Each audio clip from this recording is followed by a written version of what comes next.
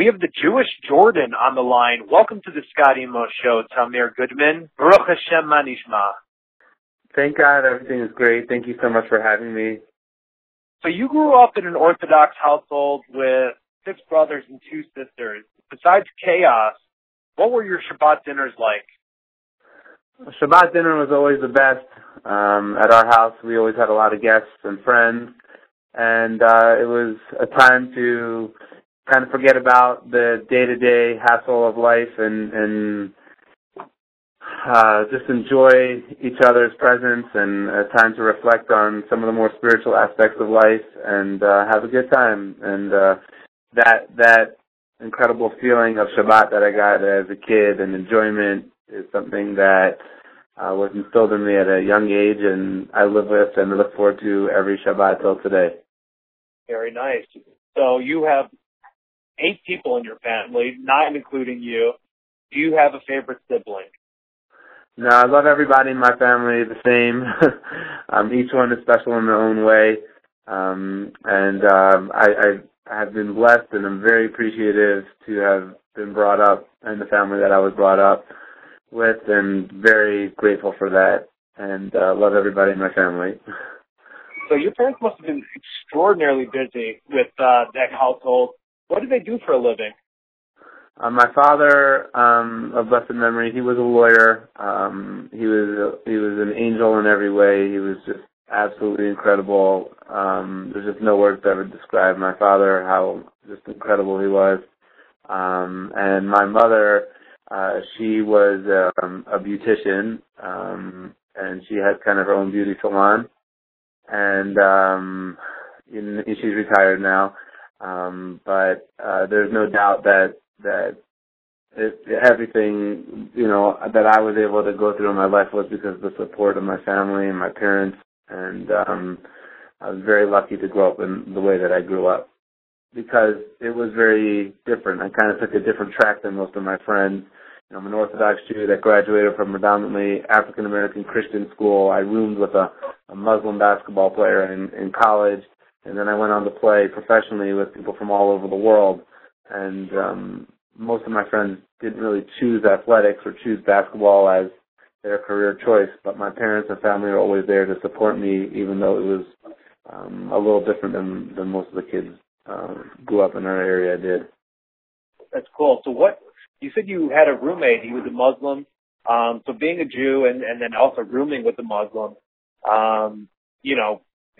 there's obviously on the exterior a lot of stereotypes and a lot of conflict between Muslims and Jews. How was your relationship with your roommate, and where did the beginning, and then how did your... We've always had a great relationship, and we still do till today. I think that one of the most holy things, one of the greatest things about sport is that it has the power to unite people of different backgrounds and cultures and break down any stereotypes or differences that people may have. When you come on the court, you're almost like one family. And I think that basketball was a great gift for me in that way, that I was able to be in company of so many different people with so many different backgrounds and affiliations and different places around the world, and kind of unite with so many different people. I think that's one of the most incredible things about sport and basketball in general. And Muhammad was a great friend of mine, and we're still in touch till today. So I think that's one of the unique things about basketball, and that's one of the main reasons why I love the game so much. So when was the first time you picked up a basketball?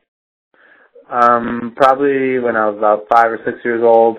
That's when I really fell in love with the game. I think when I was in 10th grade, the summer of 10th grade was the first time that I realized that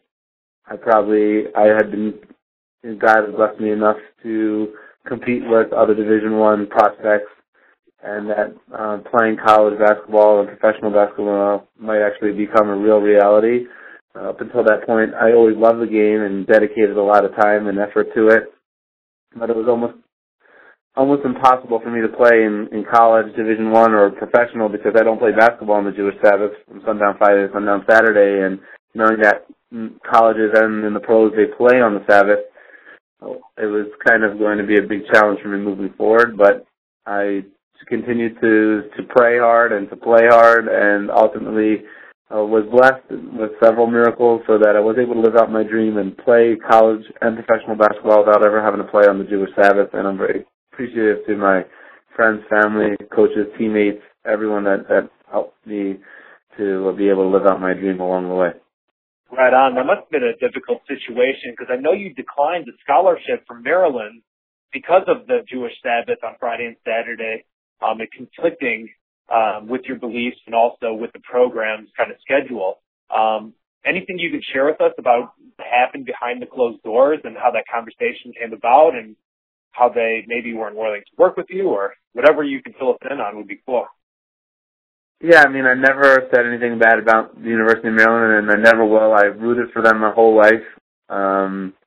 And, you know, I'm happy that they won the national championship when they did. And, you know, it seemed like at the time it was better for both parties to move forward, move in a different direction.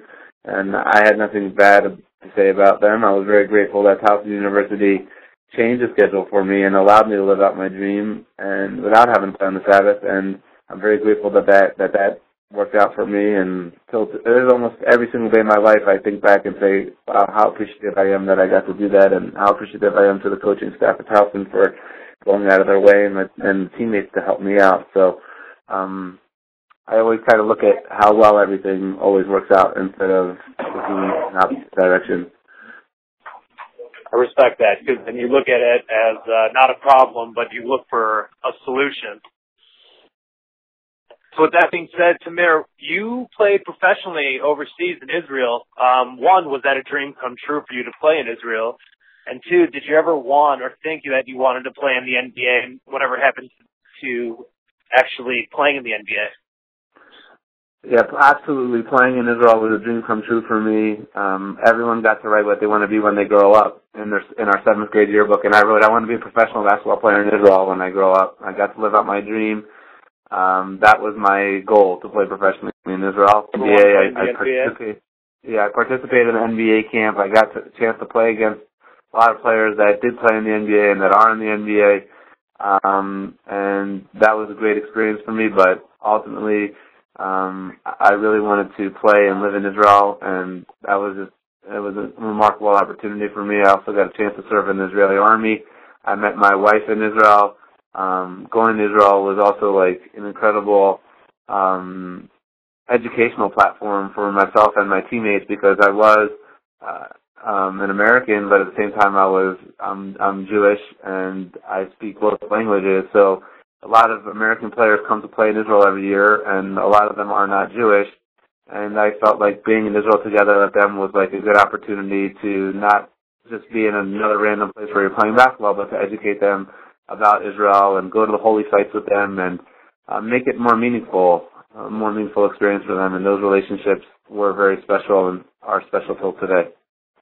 So you mentioned that you were in the IDF, the Israeli Defense Force. Kind of break down, what was that experience like for you? You know, being a professional basketball player, you must have had a lot of cool opportunities, comps, you know, kind of a cooler lifestyle. But when you join the Army, I mean, it's a different experience. Can you help break down what the experience was like for you? Yeah, being in the Israeli Army was a great honor for me. My grandparents were Holocaust survivors. My grandmother, thank God, is still alive, a Holocaust survivor. And I know the sacrifices that they went through in their life to get to Israel. And just to be a part of that was just so special for me in every way. Because not that long ago, Hitler decided that there weren't going to be any Jewish people left in the world. And ultimately, we were able to get back to our homeland. And thank God it's a thriving country now. And just to be able to be a part of defending it in any way is a great honor for me. Basketball did come into play. Excuse me. I did coach our base in our Army basketball league, which was fun. But a lot of the same things that you need in basketball, you need in the Army. Just discipline and work ethic and paying attention to detail. I specialize in armor personnel carriers. I have a certified mechanic in the Israeli Army to fix the armor personnel carriers. So it was a lot of fun, and I'm glad I got to do that as well. That's cool. Do you feel that the U.S. and Obama, do you feel like they support Israel? Do you feel like we support Israel in your opinion? I feel that there's a very close relationship between America and Israel, and I think that America and Israel are on the same page. United, Israel is a democratic society, and Israel is very strong against the war on terrorism. And I know that a lot of amazing things come out of Israel that benefit the whole world, and I think that Americans appreciate that in the realm of medical and technology, and a lot of incredible things are coming out of Israel. And a lot of people, here in America benefit from that, and I think that people realize that. So I try not to focus so much on the negative things that sometimes come out of Israel in the media. I try to focus on the positive things that amazing country has benefited all of us. So cool. That's a cool perspective to have. So if you had one advice for somebody that wanted to follow their dreams, stay committed to their faith, their values, what advice would you give them? Persistence. You have to continue. You're going to get knocked down many times along the way. A lot of people are going to say negative things about you, but if you have a strong identity, you could always keep going forward. You know who you are. You know what you're trying to accomplish. You know what your intentions are along the way, and you have the blueprint and the guidelines you need to get there. So it's not a negative thing. It's always a positive thing. If you have a strong spirituality, it gives you the guidance that you need to get where you want to go. Whereas people that may just do things to fulfill their own narcissistic desires or something like that, they may not be able to have that same drive and the same guidelines and motivation and higher purpose. So I don't think it's necessarily a negative thing. Sometimes it's portrayed that way. In my life, personally, I've experienced that it's been positive for me, whether I've been doing good or I've been doing bad. Whatever the situation is, I kind of feel like I always had my roadmap, and so that was very beneficial for me. Awesome. And then where can people find you now, and what are you up to today? Give us your website, your Twitter handle, Facebook, everything. Let people know how they can get in contact with you. My website is TamirGoodman.com. My Twitter is @TamirGoodman.com. My Facebook is Tamir Goodman Athlete. What am I up to now? I just wrote a book called with my wife called The Jewish Jordan's Triple Threat. It's published by Diversion Books in New York City. You could get the book on Amazon or BarnesandNoble.com or TamirGoodman.com or Diversion Books. It's a book about the physical, mental, and spiritual lessons from basketball called The Jewish Jordan's Triple Threat. I also work with an Israeli NBA player. His name is Omri Kaspi, and we do a lot of basketball camps. And I'm also involved in several startups, in sports-based startups. And having fun every day. I got a wife and 4 kids and living every day to the fullest. Very cool, man. Well, I appreciate your time for coming on the show, Tamir. I wish you the best of luck on everything. Stay blessed, my friends, and anything you would like to say to the people. Thank you very much, and warm regards to everybody. Thank you for thinking of me.